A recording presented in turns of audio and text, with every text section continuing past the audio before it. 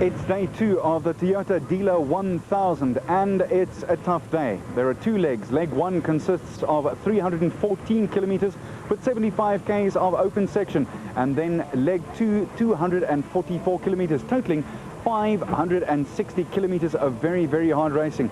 And as they say in this part of the world, for this particular race here in Lydenburg, today is make or break day.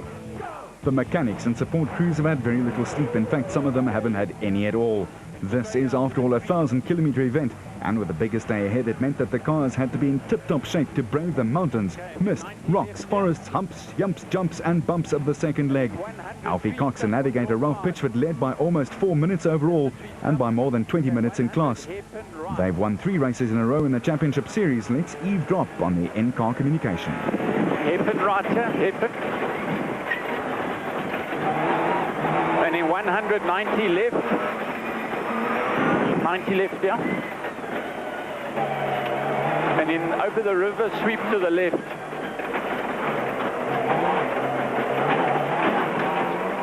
The man in second place in a Ford was Manfred Schroeder with his co-driver Alec Harris. They were just 3 minutes and 55 seconds behind the Nissan Motorsport lads and leading Class D. Third was filled by Gavin Cronje and Robin Houghton. He started off in a controlled and smooth manner. For Grobler, day 1 was a tough old day at the office. Yeah, very tough. It was very tight. We enjoyed the stage. It was like a rally stage. But unlucky for us, we broke a front hub. We managed to put a new one in. The service crew cord was one in for us, and we fixed it. And we got to the end, but we've got now a penalty of about 3 hours. So we're about 3.5 hours behind Alfie. It's not going to be easy to catch, but it's still a long way. Today I think it's about 500 kilos. Tomorrow it's another 400 kilos. And it's another 2 national races here. Now anything can happen. So we're going to give it and see where we get. That's called a never-say-die attitude. The E-Class leaders were Chris Visser and Jappie Badenhorst, impressed with their solid approach and the reliable Tyco Trucks Toyota. They were 5 minutes ahead of Zane Pierce and Henny Vosloo in class. In the manufacturers' race for supremacy, the Toyota boys were leading the Nissans by a healthy 75 points. So as always, the Japanese manufacturers dominating the ABSA Off-Road Championship.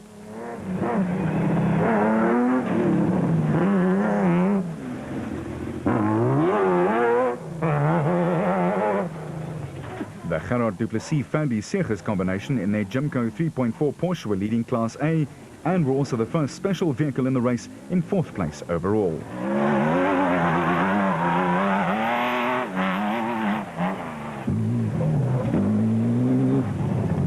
Gary Bertelt and his partner in crime, Siegfried Rousseau, were 6 minutes behind Cox, but just 65 seconds behind the du Plessis car in Class A. The race was on. Piazza Musso and Free were next in view. It was a solid start for them on day 1, and they meant to build on the foundation that had been laid.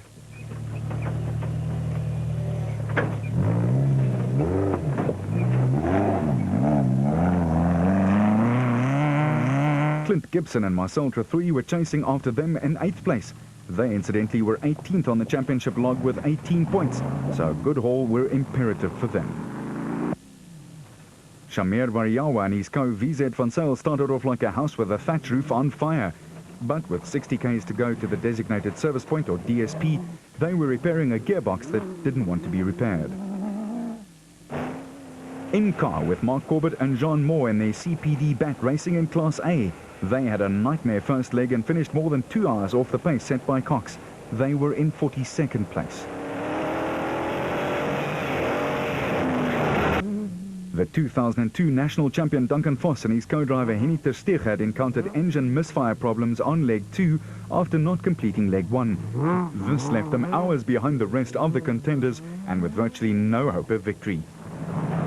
Navigator Bodo Schwegler and driver Henry Zamatten shooting for their 21st consecutive finish in an off-road. They started off with a bang and looked very likely to add to their astounding tally. Top Car magazine editor Dion Skuman and Top Car television producer Jan Syme had a blind on day 1 in their Nissan 3.3, and they picked up where they left off. They were 11th overall, but their troubles soon started. Zane Pierce and his Castrol Toyota taking no prisoners and certainly not sparing the horses. He and Vosloo were just outside the top 10. Evan Hutchison and Vincent Horn in a Motorite Racing bat were 13th overall after day one, and a consistent if unspectacular drive saw them move up to just outside the top 10 and take the lead in Class B. Evan was driving that Nissan 2-litre with great care, a true conservation act.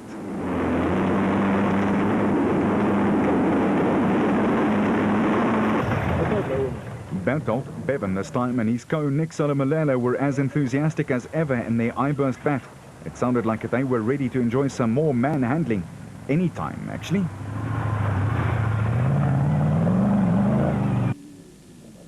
The Comrades marathon runner Nick Harper and his son Ryan in full flight in their bat. They were 16th overall and were putting together a terrifying run, passing the big names as if they were looking for parking. Ernest Corbett and Warwick Quisson in the Audi 1.9 engine Century Property Developments bat, giving its all, chasing after everything ahead of them in a desperate bid to make up places. The Walks in 18th overall and 7th in Class A, also putting together an inspired first part of leg one, but there was still a long way to go. The blue Rob Steel Structures Jimco with Will Battershill at the controls and Reg Sutton directing had encountered a little of everything, racing on worn tyres due to some blowouts and then losing oil in the stage. It never rains, huh?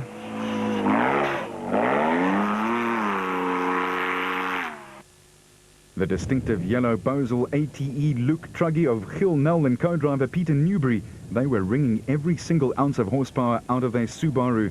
They were very consistent and moving up slowly but surely from their 20th place overnight. Sporting number B32 was the German Karl-Heinz Sulwald in a single-seater who was driving and navigating himself. No mean feat, and he was more than holding his own. However, his gearbox reneged on the deal a while later, and his race was run. There was some really tight racing and some risky overtaking maneuvers too.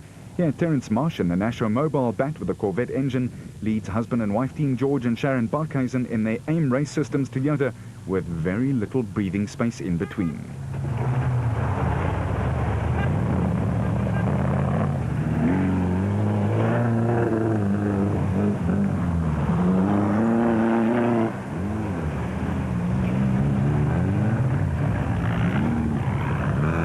The Moffats in their Bosel Landia moved up significantly from their first day position of 22nd and were still intent on nailing a few big names.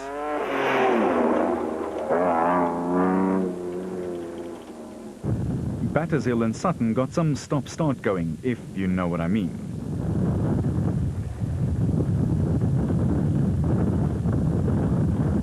Nardus Alberts and Colin Hunter were having a good time. They were 28th after the warm-ups of the first day, and they too were notching up one big scalp after the other. They would eventually nab 7 places.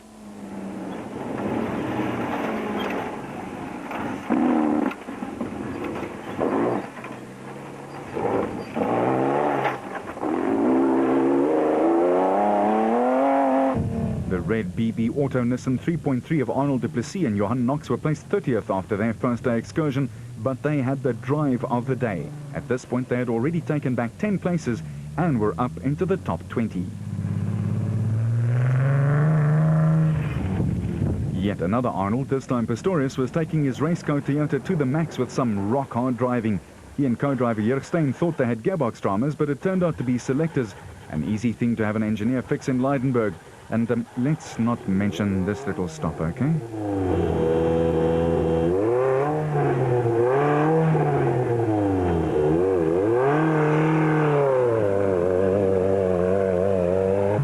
Labuskachny and Gerber in the Raysonic Nissan themselves were on a mission. They went from 25th to 21st with some even driving and trying to save the vehicle. The du Plessis, Yuri and Andre on the way to the DSP with a broken shock, an electrical problem and an odometer on strike. Otherwise, everything else was fine, thank you very much. Rondel and Lawrenson, who were 33rd, were also picking up the pieces as cars and drivers fell by the wayside, despite this little miscommunication.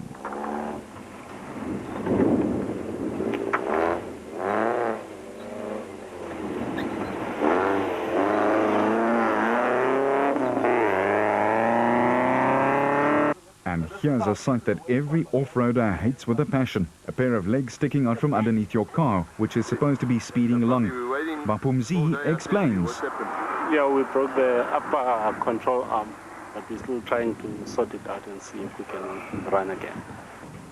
Into the sleepy hamlet of Dullstroom, which quite frankly is not that sleepy anymore. No sir, the town that celebrated its 125th anniversary earlier this year has become a tourist destination of note, not only for overseas visitors, but also for all of Gauteng's fly fishermen, holidaymakers, trout lovers and thrill seekers.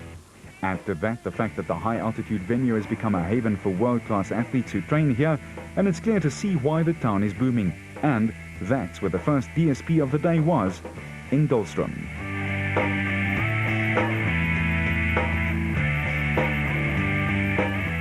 And that's where we found defending champion Hannes Grobler, who went as hard as he could. The defending champion shot up from 43rd to 26th, clocking the fastest time for the stage, 2 hours and 29 minutes, recording a time 10 minutes faster than the race leader Alfie Cox, who was next in, after taking it easy and making sure that the hard body got there in one piece. Duncan Vos got the momentum going in the all-new Nissan SP 4-litre, but the hard body was sounding rather the worse for wear. A serious misfire that prompted Vos and Ter Steege to take a peek under the bonnet. This stage, yeah, today is much better than yesterday. Everything is going quite good. The car's got a little bit of a misfire at this moment, but no, the car is very, very nice, and the route is also well marked, and I enjoyed the whole. So far, the event was very nice. As for the manufacturers' champions race, the Castrol Toyota boys were all present and accounted for, and making a spirited run, which would have warmed the cockles of team manager Whammy Haddad's heart. For some, the racing was hot. Just a bit overheating, but I think it's the grass that he had a few grass sections, long grass, tall grass, so we had to take out the grass that's still on the front of the radiator. So hopefully that will solve the problem. We don't know.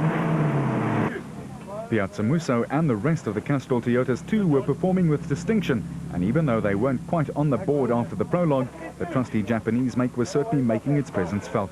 As for Schroeder, he was having the time of his life in his Ford. He'd moved into a solid 5th place and was ready for the next 244 Ks of racing. Very nice. We were having a nice dance with Paula and Gavin and Chris Visser. We managed to get past all of them now and built up maybe 2 minutes on Chris. So yeah, no, the car's going very well. There's absolutely nothing wrong with it. Yeah, looking forward to the second half of the day. And leg 3 would ask a lot of questions from driver and vehicle. It was a combination of veld, forest road and provincial byways. The loop was scheduled to pass through Palmer, Machadodorp, Keisfontein and then back to Leidenburg, making the total for the day 544 long kilometers.